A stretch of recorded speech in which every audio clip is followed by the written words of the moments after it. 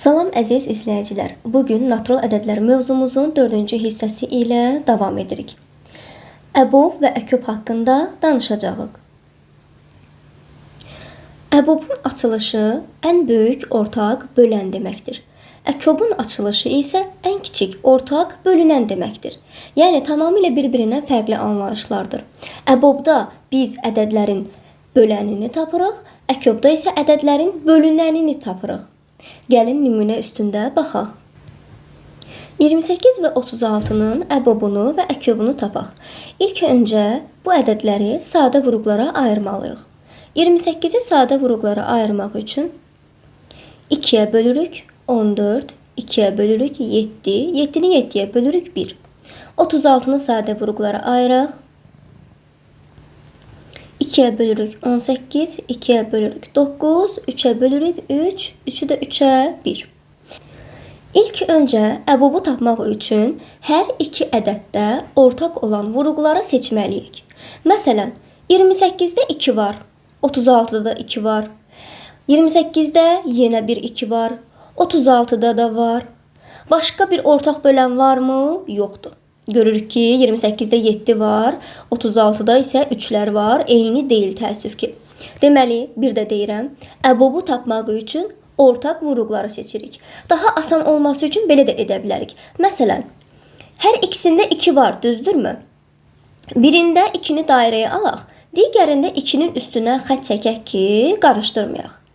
Daha sonra yenə 2-ni dairəyə alırıq, digərinin üstünə xətt çəkirik ki, yəni bunlar oxşardır. Başqa da oxşar vuruq yoxdur. Əbobda həmin dairəyə aldığımız ədədləri, yəni hər ikisində də olan ortaq bölənləri bir-birinə vururuq. 2 vurulsun 2 bərabərdir 4. Deməli, əbobumuz oldu 4. Əkobda isə ən böyük ədədi seçirik.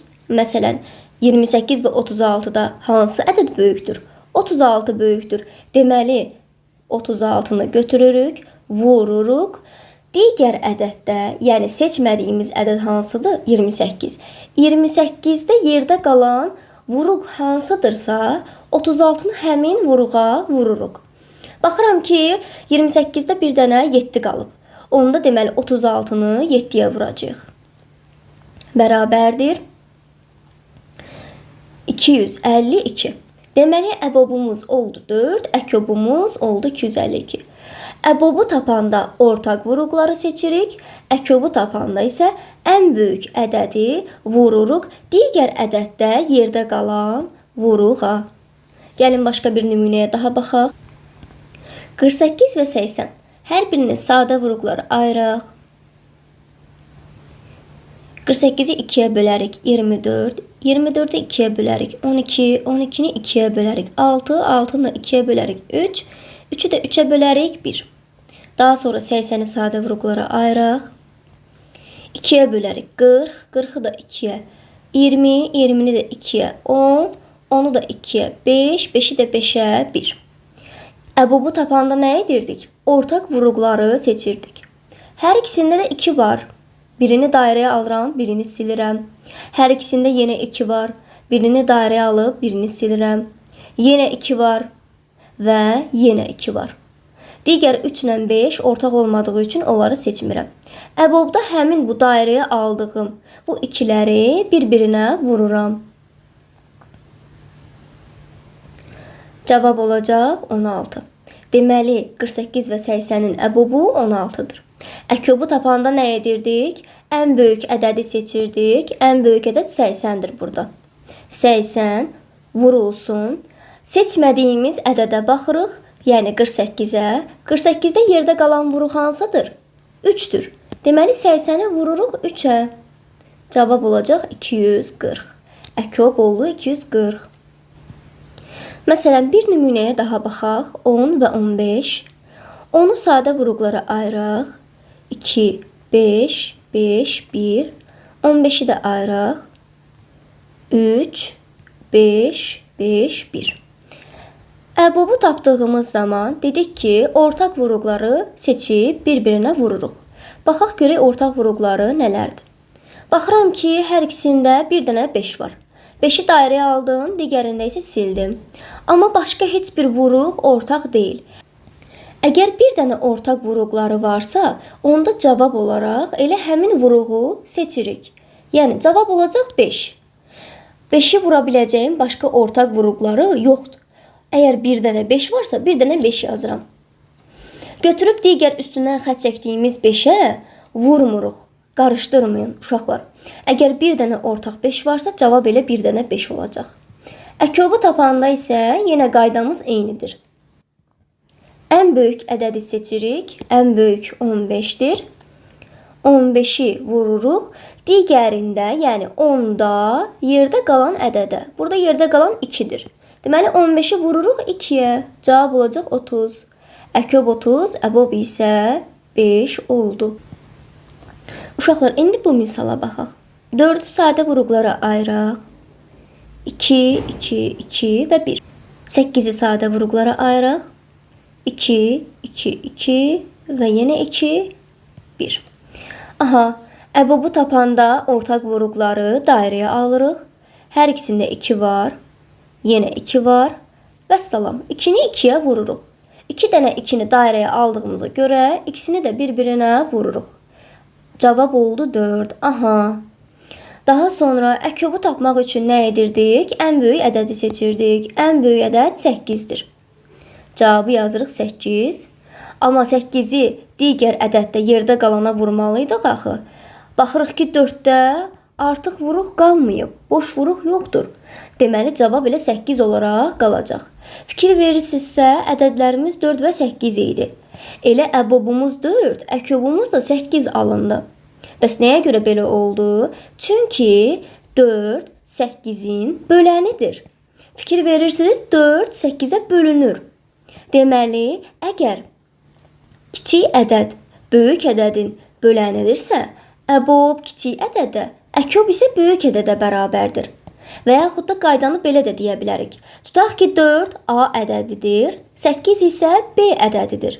Bu zaman deyirik ki, əgər A ədədi B ədədinin bölənidirsə, əbob A-ya, əkob isə B-yə bərabərdir. Gəlin bunu sözlü şəkildə də yazaq. Baxın, burada qeyd etdim. Əgər A ədədi B ədədinin bölənidirsə, o zaman əbob A-ya, əkob isə B-yə bərabərdir. Fikir verirsiniz, 4 8-in böləni idi. Ona görə də əbob 4-ə, əkob isə 8-ə bərabər olmuş oldu. Baxaq digər bir nümunəyə. 10 və 27. Sadə vuruqları ayırıq. 10-u 2-yə bölərik 5, 5-i 5-ə bölərik 1. 27-ni ayırıq. 3-ə bölərik 9, 9-u 3-ə 3, 3-ü də 3-ə 1. Əbobu tapmaq üçün nə etməliydik? Ortaq vuruqları seçməliydik. Amma baxırıq ki, nə 10-un vuruqları içərisində, nə də 27-nin vuruqları içərisində oxşar bir vuruq yoxdur. Buna görə də əboba 1 yazacağıq. Yadınızda saxlayın. Əgər oxşar vuruqlar yoxdursa, ortaq vuruq yoxdursa, əboba 1 yazırıq. Əkoba isə nə yazırdıq? Ən böyük ədədi digər ədəddə yerdə qalan vuruqlara vururduq. Ən böyük ədəd hansıdır? 27-dir. Yazırıq 27 vurulsun. Digər ədəddə, yəni 10-da yerdə qalan vuruqlar hansılardır? Yerdə qalanlar elə 2, 5-in özüdür. Axı burada 2 və 5 qalıb boşluqda, düzdürmü? Çünki biz ortaqları seçəndə dairəyə alırdıq. Yerdə qalanlar boş vuruqlar olurdu. Burada isə 2 və 5 boşda qalıb. Ona görə 27-ni elə 2-yə və 5-ə vururuq. 2-yə və 5-ə vurmaq nə deməkdir? 2-ni 5-ə vuranda elə 10 eləyir. Deməli, 27-ni elə 10-un özünə vururuq. 27-ni də 10-a vuranda cavab edir 270. Aha, belə bir indi qənaətə gəlirik ki, deməli, əgər ədədlərin ortaq böləni, daha doğrusu ortaq vuruqu yoxdursa, ortaq sadə vuruqu yoxdursa, deməli əbobları 1-ə bərabərdir. Əkobları isə onların hasilinə bərabərdir. Nəyə görə? Çünki 10 və 27 əslində qarşılıqlı sadə ədədlərdir. Həqiqətən də 10 ilə 27-nin ortaq böləni neçədir? 1-dir. Onların ortaq bölənləri 1 olduğuna görə qarşılıqlı sadə ədədlərdir demişdik. Buna görə də qarşılıqlı sadə ədədlər olduqları üçün əbobları 1-ə bərabərdir, əkobları isə onların hasilinə bərabərdir. Deməli, belə bir qayda çıxır ki, əgər biz ona A desək, 27-yə də B desək, deməli, əgər A və B ədədləri qarşılıqlı sadə ədədlərdirsə, onların əbobu 1-ə, əkobu isə onların hasilinə bərabərdir.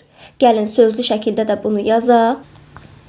Deməli, qeyd etdiyim kimi, əgər A və B ədədləri qarşılıqlı sadədirsə, əbobları 1-ə bərabərdir, əkobları isə A vur B-yə bərabərdir. Yadınızda saxlayın. İndi isə baxaq ortaq olmayan vuruqların hasilinə. Ortaq olmayan vuruqların hasili C hərfi ilə işarə olunur. Düsturu isə əkob AB bölünsün əbob AB-yə bərabərdir. Yəni, əgər bizə əkobun və əbobun cavabları verilibsə, əkobu əboba bölməklə C-ni tapa bilərik. C nə oldu? Ortaq olmayan vuruqların hasili. Bu düsturla olan birinci üsul. İkinci üsul isə, əgər bizə ədədlərin özlərini versə, yəni A və B ədədlərini bizə versə, məsələn, 15 və 25. Deyir ki, bizə bunların ortaq olmayan vuruqlarının hasilini tap. 15 və 25-i sadə vuruqlara ayırarıq. 3, 5, 5, 1. 25-də ayırarıq.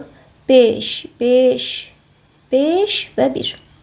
Aha, nə soruşur bizdən? Ortaq olmayan vuruqlar. Deməli, biz ortaqları çıxmalıyıq. Ortaqlar hansılardır? 15-də bir 5 var, 25-də də bir 5 var. Bunlar bir-biri ilə ortaqdır. Bunları silirik. Yerdə nə qalır? 3 və 5. 3 və 5 artıq ortaq olmayan vuruqlardır. Ortaq olmayan vuruqlar olduğuna görə C-ni tapdığımız zaman 3-ü 5-ə vururuq. 3-ü 5-ə vuranda da eləyir 15. Deməli, 15 və 25-in ortaq olmayan vuruqlarının hasili 15-ə bərabərdir. İndi bizə belə bir sual verib ki, A ədədini və B ədədini sadə vuruqların hasili şəklində göstərib, deyir ki, əbobu və əkobu tapın. Yadınızda saxlayın, əgər A və B ədədləri bu şəkildə göstərilibsə, əbobu tapmaq üçün ortaq vuruqlardan qüvvəti kiçik olanları seçirik. Yerdə qalan da nə vuruq qalsa onları əkoba yazırıq. Deməli, bir də təkrar eləyirəm, əbobda ortaq vuruqlardan qüvvəti kiçik olanları seçirik, yerdə qalanları isə əkoba yazırıq. Deməli, burada ortaq vuruqlar nələrdir? Hər ikisində də 2 vuruğu var. Görürsünüz, uşaqlar, başqa rənglə göstərim. 2 və 2. Doğrudurmu? Baxırıq ki, qüvvətində hansı kiçikdir? Birində 2/2-dir, birində 2/1-dir. Əbobda isə kiçik olanı seçməliyik. Deməli, 2/1-i seçəcəyik. 2/1-i gətirib yazırıq əboba. Bunu burada üstündən xətt çəkək ki, qarışdırmayaq. Sonra baxırıq 3-lərə. Hər ikisində də 3 var. 3 ortaq vuruqdur. Hansı kiçikdir? 3/1 yoxsa 3/2? Əlbəttə ki, 3/1. Onda 3/1-i gətirib yazırıq əboba. Bunu da üstündən xətt çəkək. Daha sonra 5-lər də ortaqdır. 5-lərdən 5/3-dür, bir də 5/2-dir. Hansı daha kiçikdir? Əlbəttə ki, 5/2. Onu da gətirib yazarıq yenə əboba. Üstündən xətt çəkək. Yerdə qalanları isə, yəni 2/2-ni, 5/3-ü, 3/2-ni gətirib əkoba yazacağıq. Yəni, olacaq 2/2 vur 5/3 vur 3/2. Deməli, bir də təkrar edirəm, uşaqlar. Əbobu tapanda ortaq vuruqlardan qüvvəti kiçik olanları seçirik. Yerdə qalan nə vuruq qalıbsa, onları da əkoba yazırıq. Gəlin, başqa bir nümunəyə baxaq. İndi isə bu misala baxaq. Yenə əbobu tapanda baxırıq ortaq vuruqlara. Hər ikisində də 3 var. Bəs 3-lərdən hansı kiçikdir? 3/2 kiçikdir. Onu gətirib yazırıq əboba və üstünə xətt çəkirik ki, qarışdırmayaq. Daha sonra ortaq vuruqlardan 5-lər var. 5'lərdən də kiçik olan 5 üstü 1-dir. Deməli, əboba yazırıq 5 üstü 1. Üstündən xətt çəkib silək. Yerdə qalan nə qalıbsa, onların hamısını yazırıq əkoba. Deməli, yerdə qalan 3 üstü 4-dür, 5 üstü 3-dür, 7 üstü 1 və 2 üstü 1. Bunların hər birini yazırıq əkoba. Deməli, ortaq vuruqlardan qüvvəti kiçik olanlar əboba yazılır, yerdə qalanlar isə əkoba yazılır. Baxın uşaqlar, bu tip misal isə biraz fərqlidir. Biz nə etməliydik əbobu tapanda? Ortaq vuruqları seçməliydik. Amma burada ortaq vuruq yoxdur. A-da 2, 3, 5-dir, B-də isə 7 və 11. Heç biri bir-biri ilə ortaq deyil. Əgər ortaq vuruq yoxdursa, deməli əboba 1 yazırıq. Nəyə görə? Çünki ortaq vuruqları yoxdursa, deməli A və B ədədləri qarşılıqlı sadə ədədlərdir. Və demişik ki, qarşılıqlı sadə ədədlərin əbobu 1-ə bərabərdir. Əkoba isə demişik ki, onların hasili yazılır. Yəni, A və B ədədlərində hansı rəqəmləri görürüksə, onların hasilini əkoba yazırıq. Yəni, 2 vur 3 vur 5 vur 7 vur 11. Deməli, əgər A və B ədədlərində heç bir ortaq vuruq yoxdursa, əboba 1 yazırıq, əkoba isə orada olan bütün ədədlərin hasilini yazırıq. Uşaqlar, əlavə olaraq əbob, əkob üçün bəzi düsturlar yazacağam. Bunları da bilməyiniz vacibdir. Məsələn, A vur B bərabərdir əkob AB vurulsun əbob AB. Bu nə zaman bizə lazım olur? Məsələn, misalın şərtində bizə deyir ki, A və B ədədlərinin hasili tutaq ki, 1000-dir. Əbob 5-dir. Yəni, A və B ədədlərinin əbobu 5-ə bərabərdir. Bəs əkobu neçədir? Əkob AB bərabərdir sual. Bu tipli misallarda bu düsturdan istifadə edirik. Həmin verilənləri düsturda yerinə yazsaq, A vur B-nin yerinə 1000 bərabərdir. Əkobun yerinə bilmirik. Məsələn, x yazaq, vurulsun. Əbobun yerinə isə 5 yazsaq, x bərabərdir. 1000-i 5-ə bölərik, olar 200.